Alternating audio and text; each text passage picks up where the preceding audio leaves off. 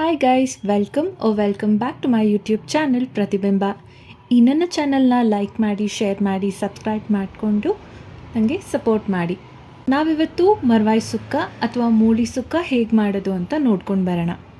ಇದಕ್ಕೆ ಬೇಕಾಗಿರೋ ಇಂಗ್ರೀಡಿಯೆಂಟ್ಸ್: ಮರ್ವಾಯಿ ಅಥವಾ ಮೂಳಿ, ಮಸಾಲೆಗೆ ತೆಂಗಿನೆಣ್ಣೆ, ಮೆಣಸು, ಈರುಳ್ಳಿ, ಬೆಳ್ಳುಳ್ಳಿ, ಧನಿಯಾ, ಜೀರಿಗೆ, ಸಾಸಿವೆ, ಓಂಕಾಳು, ಕಾಳು ಮೆಣಸು, ಮೆಂತ್ಯ, ಒಂದು ಗೆರೆಯಷ್ಟು ಕರಿಬೇವಿನ ಸೊಪ್ಪು. ನಾನು ಅರ್ಧ ಗೆರಟೆ ಕಾಯಿ ತುರಿ ತೊಗೊಂಡಿದ್ದೀನಿ.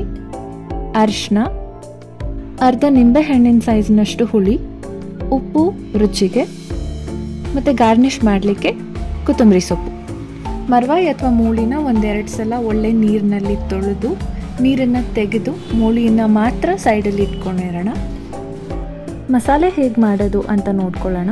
ಮೊದಲಿಗೆ ಒಂದು ಪ್ಯಾನ್ಗೆ ಸ್ವಲ್ಪ ಎಣ್ಣೆ ಹಾಕಿ ಬ್ಯಾಡಗಿ ಮೆಣಸನ್ನು ಫ್ರೈ ಮಾಡ್ಕೊಳ್ಳೋಣ.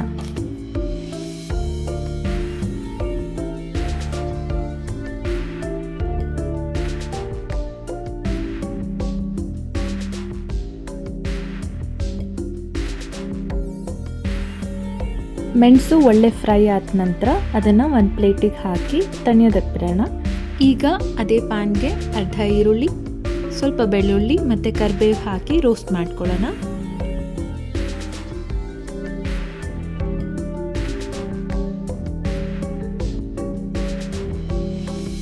ಇದೀಗ ಆಗಿದೆ.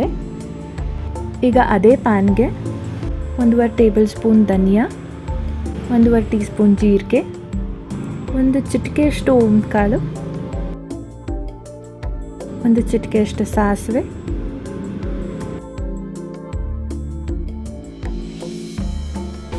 ಒಂದು ಟೀ ಸ್ಪೂನಷ್ಟು ಕಾಳು ಮೆಣಸು, ಒಂದು ಚಿಟಿಕೆ ಮೆಂತ್ಯ. ಇದಿಷ್ಟನ್ನು ಹಾಕಿ ಡ್ರೈ ರೋಸ್ಟ್ ಮಾಡ್ಕೊಳ್ಳೋಣ. ಇದು ಚೆನ್ನಾಗಿ ಹುರಿಲಿ, ಆದರೆ ಇದನ್ನು ಸೀದಿಸ್ಕೊಳ್ಬೇಡಿ. ಒಳ್ಳೆ ಘಮ ಬಂದ ನಂತರ ಇದನ್ನು ತೆಗೆದು ಬಿಡೋಣ.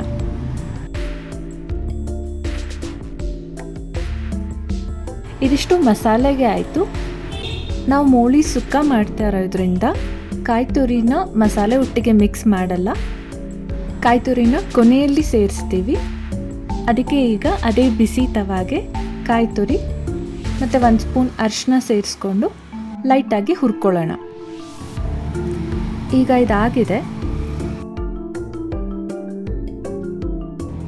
ನಾವೀಗ ಮೊದಲು ಹುರಿದಿಟ್ಕೊಂಡಿರೋ ಮಸಾಲೆಗೆ ಒಂದು ಅರ್ಧ ನಿಂಬೆಹಣ್ಣಿನ ಸೈಜ್ನಷ್ಟು ಹುಳಿ ಸೇರಿಸ್ಕೊಂಡು ಬೇಕಾದಷ್ಟು ನೀರು ಸೇರಿಸಿ ಮಿಕ್ಸಿಯಲ್ಲಿ ನುಣ್ಣಗೆ ರುಬ್ಕೊಳ್ಳೋಣ.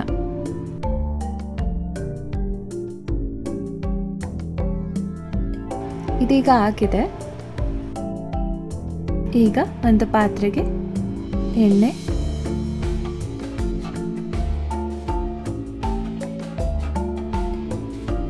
ಸಾಸಿವೆ,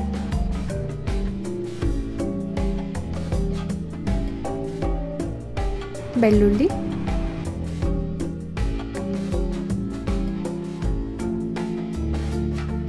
ಕರಿಬೇವು,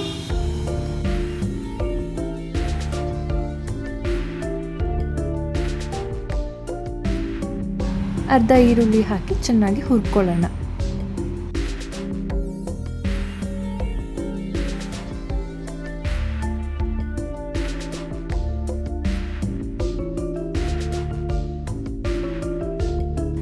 ಈರುಳ್ಳಿ ಸಾಫ್ಟ್ ಆದ ನಂತರ ತೊಳೆದಿಟ್ಕೊಂಡಿರುವಂಥ ಮೂಳಿನ ಸೇರಿಸ್ಕೊಳ್ಳೋಣ.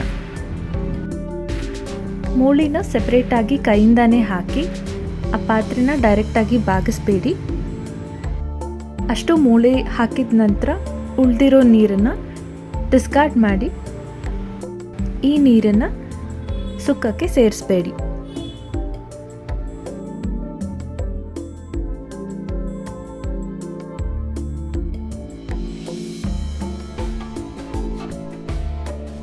ಮೂಳಿ ಲೈಟಾಗಿ ಫ್ರೈ ಆಗ್ತಾ ಇದೆ ಅಂತ ಅಂದಾಗ ಇದಕ್ಕೆ ಸ್ವಲ್ಪ ಉಪ್ಪು ಹಾಕಿ ಮಿಕ್ಸ್ ಮಾಡಿ.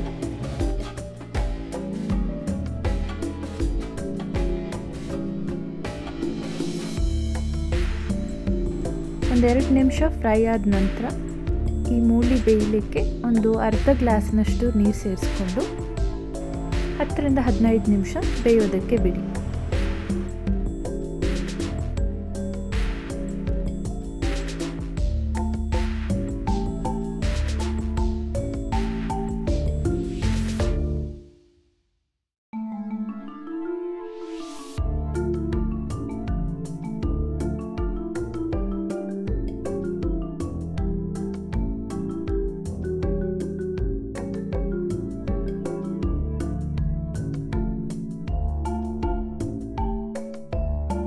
ಒಂದು 10ರಿಂದ 15 ನಿಮಿಷ ಆದ ನಂತರ ಇದಕ್ಕೆ ನಾವು ರುಬ್ಕೊಂಡಿಟ್ಕೊಂಡಿರುವಂಥ ಮಸಾಲೆ ಹಾಕಿ ಮುಚ್ಚಿಡೋಣ.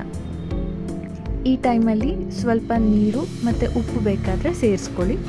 ಉಪ್ಪು ಫಸ್ಟಿಗೆ ಹಾಕಬೇಕಾದ್ರೆ ಸ್ವಲ್ಪ ಕಡಿಮೆ ಹಾಕ್ಕೊಂಡ್ರೆ ಉಪ್ಪು ಕಡಿಮೆ ಆದಲ್ಲಿ ಈಗ ಸೇರಿಸ್ಕೋಬೋದು. ಸೀ ಫುಡ್ಡಿಗೆ ಯೂಶಲಿ ಉಪ್ಪು ಜಾಸ್ತಿ ಬೇಕಾಗಲ್ಲ.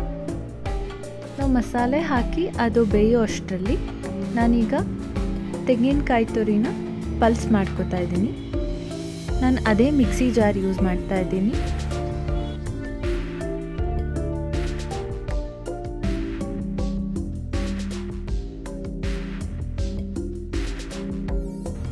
ಮಸಾಲೆ ಹಸಿ ವಾಸನೆ ಹೋದ ನಂತರ ಈಗ ಇದಕ್ಕೆ ತೆಂಗಿನ ತುರಿ ಸೇರಿಸ್ಕೊಳ್ಳೋಣ.